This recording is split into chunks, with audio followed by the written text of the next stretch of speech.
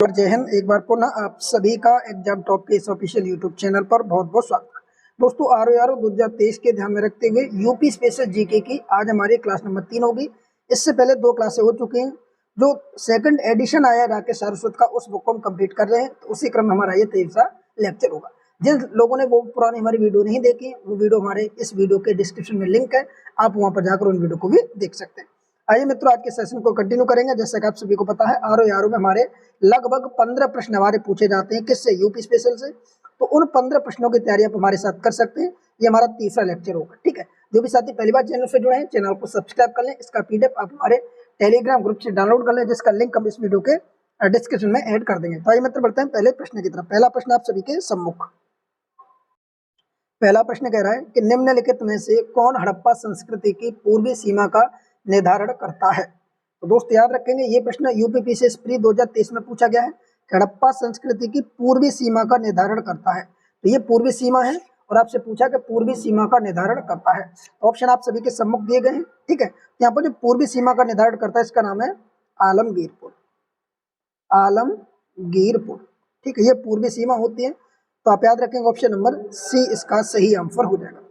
अगले प्रश्न की तरफ बढ़ेंगे। अगला प्रश्न आपका इसी क्रम में दिया गया है कि किस मुगल शासक ने बनारस के संस्कृत और हिंदी के महान विद्वान कविंद्र आचार्य सरस्वती को राजकीय संरक्षण प्रदान किया था।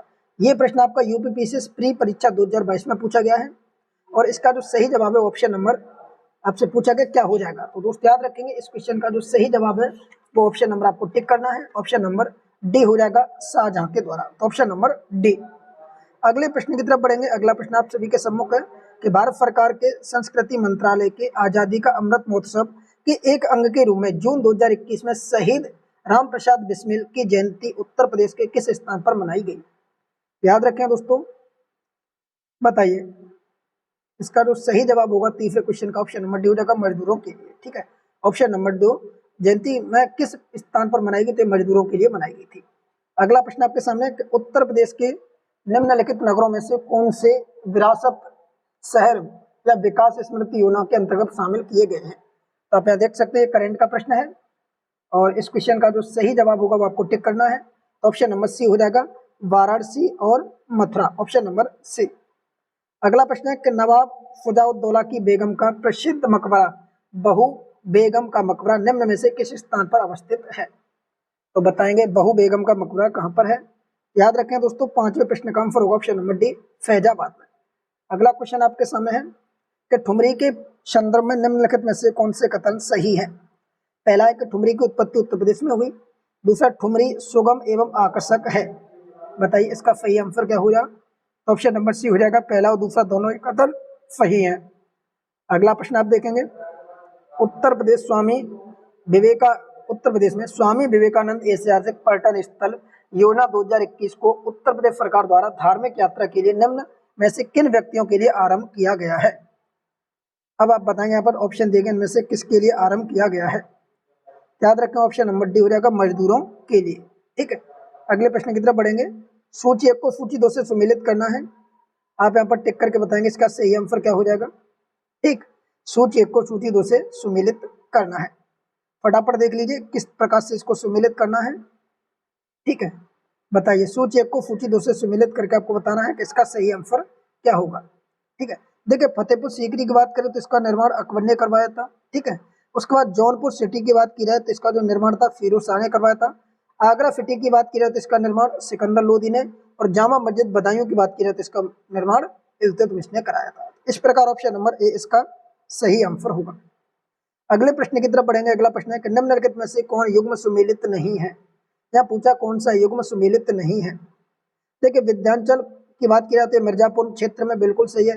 देवाफरी बाराबंकी हस्तिनापुर मेरठ में, और श्रृंगेश्वर फैजाबाद ये आपका गलत हो जाएगा, बाकी ऊपर के तीनों सही है। अगला प्रश्न आपके सामने कि निम्न में से कौन युग्म सुमेलित नहीं है। 10वां है। देखिए जोश की बात की जाए महिलाबाद बिल्कुल सही है। रघुपत फायफरा के कानपुर ये गलत हो जाएगा। जिगर मुरादाबाद ये भी सही है।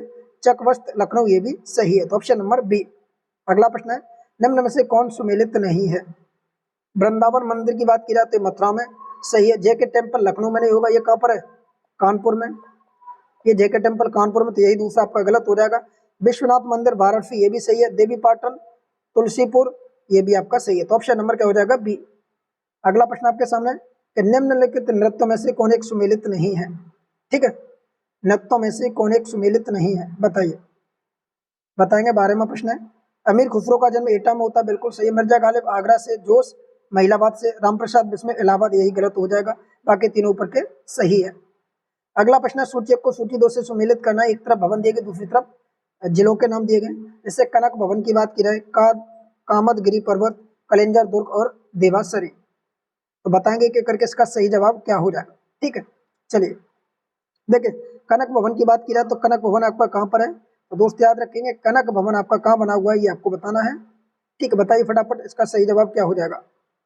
मोस्ट इंपोर्टेंट प्रश्न है, कनक भवन आपका अयोध्या में, ठीक है। कनक भवन कहाँ पर आपका, तो अयोध्या में हो जाएगा, ठीक है। आगे बात करेंगे कलिंजर की, तो कलिंजर आपका बांदा में पड़ता है। देवफरीप आपका बाराबंकी में। अब आपका हो जाए कादम्बरी पर्वत आपका चित्रकूट में। तो इस प्रकार इसका जो सही जवाब ऑप्शन नंबर बी हो जाएगा, ठीक है। 4 3 2 1। अगला क्वेश्चन है कि निम्न नृत्यों में से कौन एक सुमेलित नहीं है, बताइए, इनमें भी कौन सा एक सुमेलित नहीं है। इंपोर्टेंट प्रश्न है ये, सारे के सारे प्रश्न वो हैं जो एग्जाम में अक्सर पूछे जाते हैं। जैसे कर्मा की बात की जाए तो कर्मा आपका महोबा में नहीं होगा, ये सोनभद्र मिर्जापुर होता, तो ये गलत हो जाएगा, बाकी सभी सुमेलित हैं, बाकी सभी सुमेलित हैं। अगला प्रश्न आप देखेंगे, कर्मा जिस क्षेत्र का लोक नृत्य उनमें समाविष्ट जिला है, आप बताएंगे इनमें से कौन सा जिला है। याद रखें दोस्तों, अभी मैंने बताया था सोनभद्र, ऑप्शन नंबर डी। अगला प्रश्न आपके सामने है, उत्तर प्रदेश का मुख्य लोक नृत्य है, दोस्तों याद रखेंगे इसका जो सही जवाब है धोबिया भी है, भायरा और राय, तीनों ही ऑप्शन नंबर डी हो जाएगा इसका सही जवाब। अगला प्रश्न फत्रमा कि कीर्ति एक लोक नृत्य है, बताइए कौन से क्षेत्र का। यहाँ पर दिया ऑप्शन बुंदेलखंड का, अवध का, पूर्वांचल का या रोहिलखंड का। 17वां प्रश्न है, सही जवाब आप बताएंगे, तो याद रखेंगे इसका आंसर हो जाएगा ऑप्शन नंबर ए बुंदेलखंड का। अगला प्रश्न है कि निम्नलिखित लोक नृत्यों में से कौन उत्तर प्रदेश के बुंदेलखंड क्षेत्र का नृत्य नहीं है, यानी बुंदेलखंड क्षेत्र का नृत्य नहीं है, आपको बताना है। याद रखेंगे इसमें से डांडिया नहीं है, डांडिया गुजरात में, कहाँ का ये, गुजरात का। बाकी रवाला, भडरिया और राय, ये तीनों ही उत्तर प्रदेश के नृत्य हैं बुंदेलखंड क्षेत्र से। अगला प्रश्न है, उत्तर प्रदेश के ब्रजमंडल का संबंध इनमें से किस लोक नृत्य में है, बताइए। इसका जो सही जवाब होगा ब्रजमंडल से पूछा गया है, आंसर हो जाएगा option number A Charkula, option number A. 20वां प्रश्न है, निम्नलिखित में से कौन सा उत्तर प्रदेश का लोक नृत्य नहीं है, यहाँ पर नहीं शब्द दिया गया है, बताइए इनमें से कौन सा लोक नृत्य उत्तर प्रदेश का नहीं है। देखिए अभी हमने देखा चरकुला ब्रज क्षेत्र का है, कर्मा सोनभद्र का है, ठीक है। दादरा की बात की जाए यहाँ पर, तो दादरा कौन से का है, याद रखें दादरा आपके उत्तर प्रदेश का है। मुरिया ये उत्तर प्रदेश का नहीं है, तो ऑप्शन नंबर डी। अगला प्रश्न आपके सामने, निम्नलिखित में से एक उत्तर प्रदेश का लोकगीत नहीं है, यहाँ पर लोकगीत उत्तर प्रदेश का नहीं है, ये आपको बताना है, दिया नहीं है। अब यहाँ पर एक एक करके याद रखेंगे, बिरहा उत्तर प्रदेश का है, कजरी उत्तर प्रदेश का है, रसिया उत्तर प्रदेश का, ढोला मारू ये उत्तर प्रदेश का नहीं है, तो ऑप्शन नंबर बी। अगला उत्तर प्रदेश का प्रमुख लोकगीत है, इंपोर्टेंट क्वेश्चन है दोस्तों, कई बार एग्जाम में ऐसा प्रश्न पूछा जाता है। याद रखेंगे उत्तर प्रदेश का बिरहा नहीं है, अभी हमने ऊपर वाले क्वेश्चन में भी देखा था, इसमें भी ढोला मारू था, और इसमें पूछा उत्तर प्रदेश का प्रमुख लोकगीत है, याद है प्रमुख लोकगीत है, और यहाँ पर भी देखिए बिरहा हमने पूछा था, उत्तर प्रदेश का बिरहा हमारा उत्तर प्रदेश का है, ठीक है। अगला है, हरिदास जयंती प्रतिवर्ष कब मनाई जाती है, बताइए हरिदास जयंती प्रतिवर्ष मनाई जाती है कहाँ पर, याद रखेंगे वृंदावन में मनाई जाती है, ऑप्शन नंबर सी। अगला प्रश्न यहाँ पर दिया गया, सूची को सूची 2 से सुमेलित करना है, बताइए इसका सही जवाब क्या होगा। 24 का, बताइए 24 का सही जवाब क्या होगा। देखिए इस तरीके से हम सुमेलित कर लेते हैं, थोड़ा अगर आपको दिख जाए तो, जिससे कि पूरा प्रश्न आपको देखने में दिक्कत ना हो। सूची को सूची 2 से सुमेलित करना है, ठीक है। अब यहाँ पर देखिए प्रश्न भी आ गया आपका और ऑप्शन भी आ गए, एक एक करके आप यहाँ पर सुमेलित करेंगे, ठीक है। बताइए इस क्वेश्चन का सही जवाब क्या हो जाएगा, बताइए इस क्वेश्चन का सही जवाब क्या हो जाएगा। 24वां प्रश्न है, और दोस्तों आप बताएंगे इसका सही जवाब क्या हो जाएगा। देखिए सबसे पहले हम यहाँ पर बात करेंगे, एक एक करके सुमेलित करेंगे, ठीक है, एक एक करके सुमेलित करेंगे। तो यहाँ पर देखिए जो बिरहा दिया गया है, इसका संबंध बिरहा का किससे होगा, तो याद रखिए बिरहा का संबंध होता है किससे, भोजपुरी से। कजरी की बात करें तो कजरी का संबंध किससे होगा, अवधी से।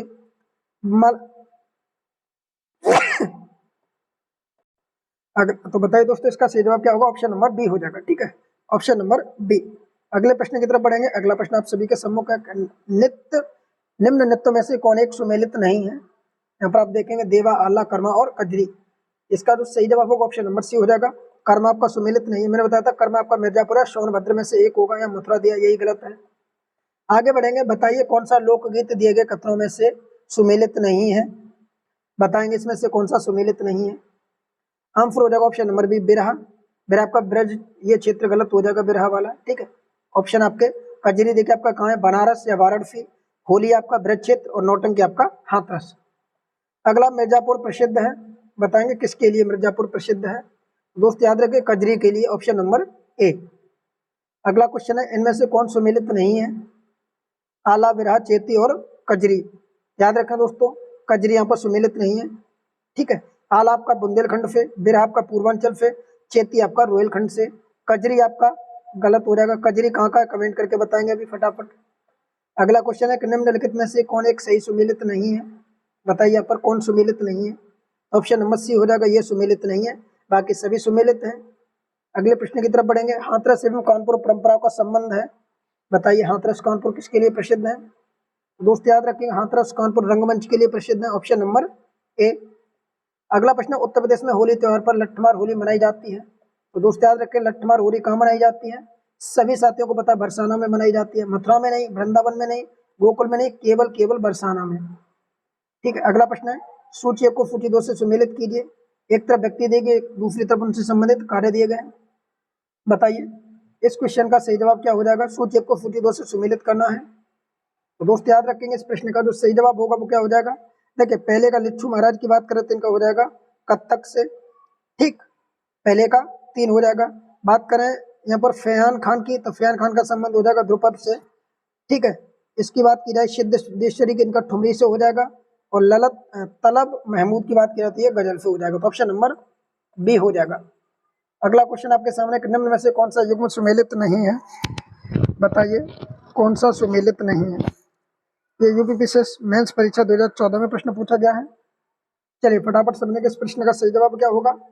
याद रखिए दोस्तों ऑप्शन नंबर डी हो जाएगा, बिरहा आपका सुमेलित नहीं है, कन्नौज यहाँ दिया है, बाकी आपके तीनों के तीनों आपके सुमेलित हैं। अगला प्रश्न आपका 34, निम्न में से कौन बनारस घराने से संबंधित है। बताइए इनमें से कौन कौन बनारस घराने से संबंधित हैं। तो दोस्त याद रखेंगे गोतीबाई, रसूलन बाई और सिद्धेश्वरी देवी, ये तीनों ही बनारस घराने से संबंधित। ऑप्शन नंबर डी इसका सही आंसर हो जाएगा, पहला गलत है। अगला का प्रसिद्ध ठुमरी गायिका गिरजा देवी का जन्म किस शहर में हुआ था। तो दोस्तों इनका जन्म वाराणसी में हुआ, ऑप्शन नंबर बी। अगला प्रश्न है कि निम्नलिखित में से किस स्थान को सितार और शोरबहान संगीत के इमदाद खानी घराना के लिए जाना जाता है। आइए ऑप्शन की तरफ बढ़ेंगे, ऑप्शन आपके सामने है, आंसर हो जाएगा इटावा, ऑप्शन नंबर सी। अगला प्रश्न है, निम्नलिखित शास्त्रीय नृत्य प्रारूपों में से कौन सा उत्तर प्रदेश से संबंध है। इनमें से 4 ऑप्शन देंगे, कत्थक हो जाएगा, ऑप्शन नंबर ए उत्तर भारत का। अगला प्रश्न है कि निम्नलिखित में से किसने लखनऊ के सांस्कृतिक क्रियाकलापों में योगदान नहीं दिया। आंसर हो जाएगा ऑप्शन नंबर सी, मेहदी ने नहीं दिया, बाकी इन तीनों ही व्यक्तियों ने दिया था। अगला प्रश्न है कि प्रसिद्ध निम्न में से किस शंभू महाराज को हिंदुस्तानी शास्त्रीय संगीत की शिक्षा दी। तो बताइए शंभू महाराज को किसने हिंदुस्तानी शास्त्रीय संगीत की शिक्षा दी थी। व्यक्ति का नाम था Rahimuddin Khan, option number B. अगला, उत्तर प्रदेश में राष्ट्रीय कथक संस्थान कहाँ स्थित है। दोस्त याद रखेंगे ये लखनऊ में स्थित है, ऑप्शन नंबर बी, ठीक, ऑप्शन नंबर बी। ये तो थे दोस्तों आज की क्लास के 40 महत्वपूर्ण यूपी स्पेशल के प्रश्न। इसी प्रकार की कंटिन्यू वीडियो देखने के लिए आप सभी चैनल को सब्सक्राइब कर लें। मिलते इसी प्रकार के अगली वीडियो में, तब तक के लिए जय हिंद, जय भारत।